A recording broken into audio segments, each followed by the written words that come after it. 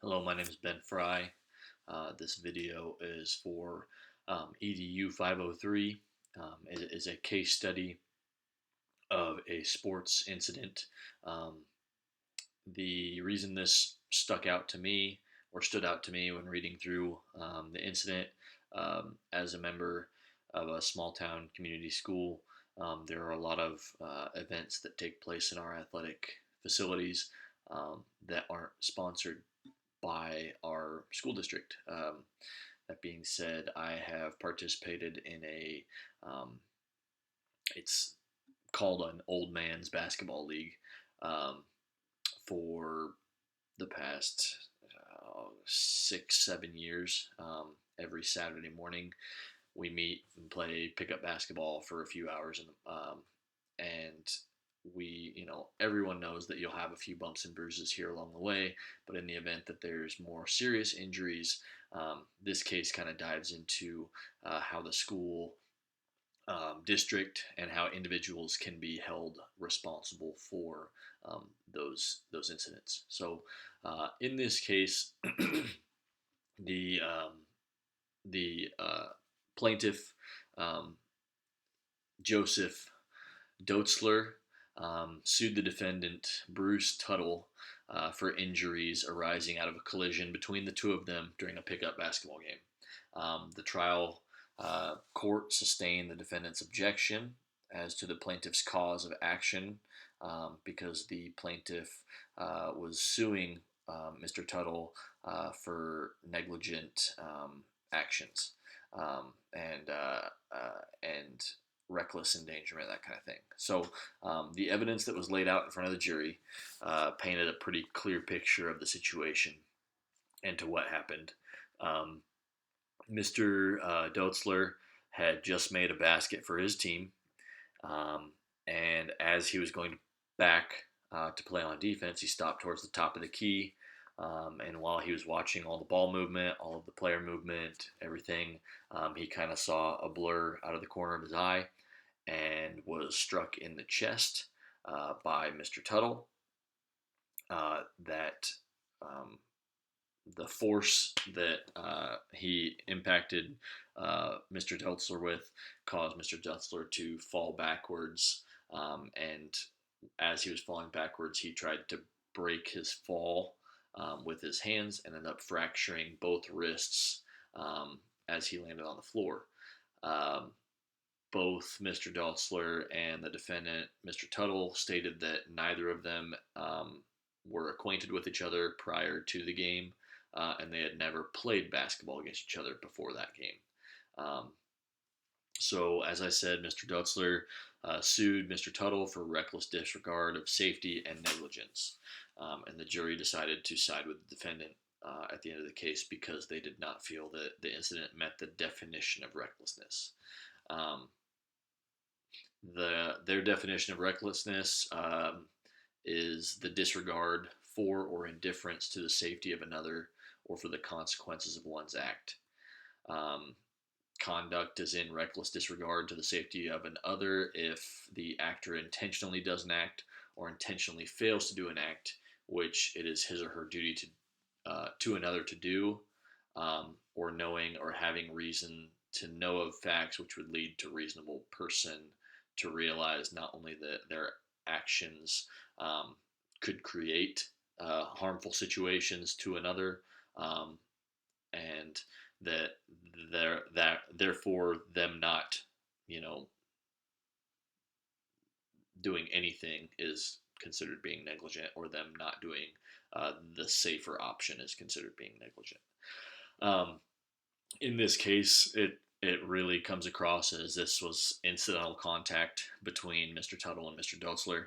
Um, this happens in every sporting event, whether it's a school-sponsored event or whether it is a community event, whether it's happening at the park in town or whether it's happening at the school facilities. There's really no way to be prepared for all that. I mean, you kind of know going into that event that there's a risk that you could get hurt. You could roll your ankle. You could catch an elbow to the nose. I mean, there's a chance that you could get hurt when you're playing a contact sport. basketball, while some people might not consider it, it is a contact sport. Most people just immediately go straight to football when you talk about contact sports. Basketball is just as much a contact sport. Soccer is a contact sport. All of those sports are contact sports. So when you enter into deciding to play that sport, you're entering into potentially getting yourself injured playing a contact sport.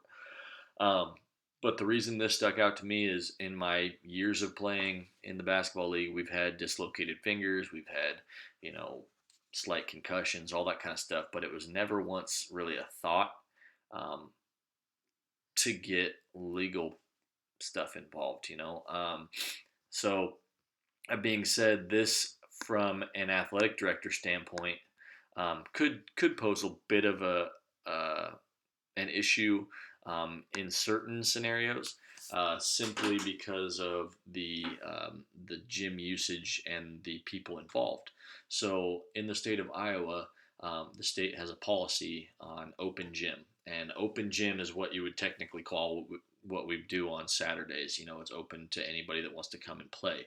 So um, the state's policy on open gym says that anyone that wants to participate in open gym is welcome during the summer months when there's not a specific sport in season. So, in the event that like baseball and softball in the state of Iowa are played over the summer. So, if there's a baseball or softball open gym, specifically open gym for those two sports, it is closed to anyone except the athletes involved in those sports or high school age students that want to participate.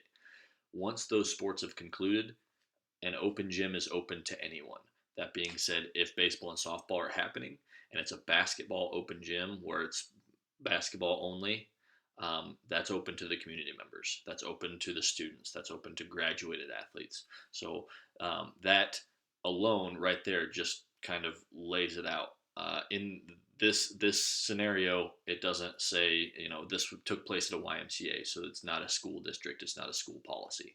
Um, but for an athletic director, if you're looking at this situation, there are a lot of schools and this is just kind of a common practice sometimes. Graduated seniors, graduated athletes will come back and they'll participate in practice every once in a while just because they're either trying to stay in shape for their season or they're coming back to help out, whatever it is. It's technically illegal, and it's not something I would recommend doing because of this issue. Whether it happens in basketball, I'm just using football as an example because people's minds go immediately to contact sport when they think football. But in the event that a student athlete who is a graduated athlete comes back and participates in a football practice, and whether they're wearing pads, whether they're standing, and not whether there's no pads involved, um, in the event that there's incidental contact between a student athlete and a graduated athlete, that would be considered a negligent act by not only that school, but by the coach, by everybody. That's a negligent act because there is the risk of injury, and we didn't do the best thing we could to prevent it by not allowing that graduated athlete to participate. Same said for basketball, same said for wrestling, baseball, a pitcher, whatever. Just try and avoid that situation by getting rid of that. Now, um, like I said, during the summer months where it's open gym, the same thing could happen, but it's there's nothing that really can stick the school to it because there's a policy in place, there's a state rule in place that kind of keeps you in the clear on it. So this situation could happen any day of the week between a student athlete, an adult, and an athlete, and it could happen anywhere, the park, whatever. The one thing that you want to avoid as an administrator, as an AD, is this happening in your facilities during a season or during the school year because you could be held liable because of the fact that you aren't doing the best thing to protect your athletes by keeping their age groups working together. So I hope this video was helpful and I hope you get a deeper understanding of this case, Dotzler versus Tuttle. Thank you.